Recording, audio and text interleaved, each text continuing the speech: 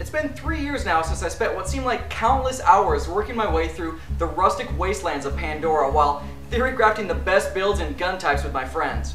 Finally, my wait is over as another opportunity to dive into Gearbox Software's wonderfully crafted world has arrived. I picked up Borderlands 2 for the PC on September 18th, and I've been having a hell of a time playing through this great adventure with my friends. So, you want to hear another story, huh? One where the very fate of Pandora hangs in the balance? If not, too bad, I'm telling you anyway.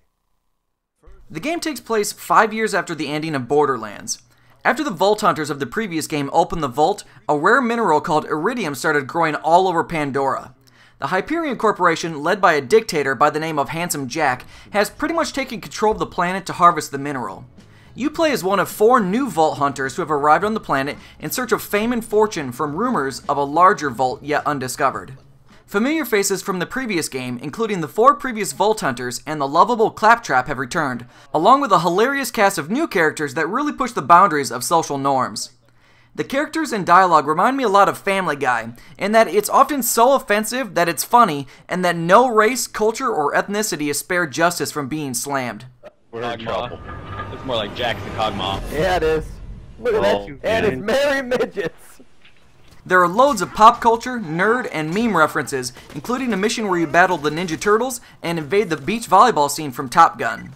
This, combined with the racy dialogue, is what made the game truly enjoyable to me. Well, that and the fact that it's so damn fun to play, both solo and, more importantly, jump in, jump out co-op with 3 other friends. For those new to the series, Borderlands is a hybrid between a skill-based and loot-based game. The difference between this and say something like Diablo 3, which is completely loot-based, is that the gear you need to progress is easily accessible and always available. Unfortunately, the loot system is pretty dated, as unique gear does not drop for each player, meaning that everyone has to fight for who gets what. There are 4 different characters that you choose from in the beginning, including Axton, the turret-dropping commando, Maya, the phase-locking siren, Salvador, the dual-wielding gunzerker, and Zero, the deceptive assassin. Killing enemies and finishing quests earn you experience to level up, which in turn grants them skill points that may be distributed into 3 unique skill trees. Each character can use every weapon in the game, and that's where things get interesting. The developer said there was something like 87 bajillion guns in Borderlands 2, and they weren't kidding. For the most part, guns are randomly generated and have different stats for damage, fire rate, reload time, and clip size, and have special properties based on who the manufacturer is and whether or not it has an elemental effect like fire, shock, or corrosive properties. On top of this, each character may also equip a shield that has various stats like max size and how fast it regenerates, a grenade mod that alters how your grenades work, a relic that gives specialized buffs like extra pistol damage, and a class mod that really allows you to fine-tune your specific build. Being that loot drops are everywhere, half of the fun of the game to me was just looking at and testing out all of the random weapons I came across. Along your adventure, you'll acquire iridium, which may be spent at a black market vendor to upgrade how many bullets you can carry for each type of weapon, as well as upgrading your bank and backpack capacities. A new badass token system was also implemented that tracks many achievement progress for doing outrageous things. After completing enough of these, you'll be rewarded with a permanent stat increase that rolls across all characters you create. Borderlands 2's game world is massive and beautiful. The cel-shaded graphics have had a significant upgrade over its predecessor, and the PC version of the title lets you really emphasize this with tons of graphics options to tailor the game to your system. I played the game with an Xbox 360 controller and it worked great without any customization. A buddy of mine played with the keyboard and mouse and had a lot of motion sickness problems though, until he adjusted his field of vision and mouse sensitivity. What a noob! The game world is made up of tons of large, interconnected zones, which when combined with the huge number of quests makes this somewhat of a semi-sandbox game.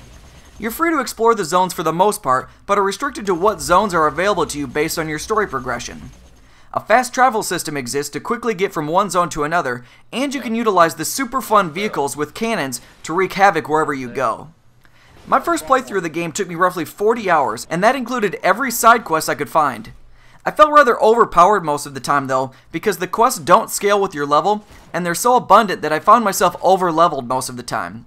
But it was still worth it because the dialogue and the writing of the missions are so well done that I didn't want to miss anything.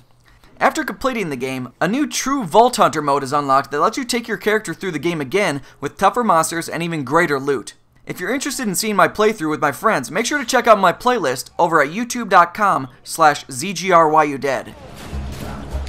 You just got fucking owned, bitch. Shoot him in the head. Ryan. Give me back my motherfucking pistol. I had an absolute blast over the last week playing through Borderlands 2. The development team at Gearbox has given us something really special and quite different from everything else currently on the market. It's refreshing to play something that combines elements of several genres while being presented in such an immersive and complete story world. If you're still trying to decide whether or not to jump into this title, let me give you a little nudge in the right direction. Borderlands 2 is absolutely worth a purchase and I highly recommend it. Now I just can't wait until the 5th character class, the Necromancer, is released in a few weeks so I can see what kind of wild shenanigans I get myself into. Check out the full write-up and screenshots over at ZeitgeistGameReview.com. Stay up to date by following me on Twitter and Facebook, and make sure to check out all of the other great gaming entertainment on the Game Station.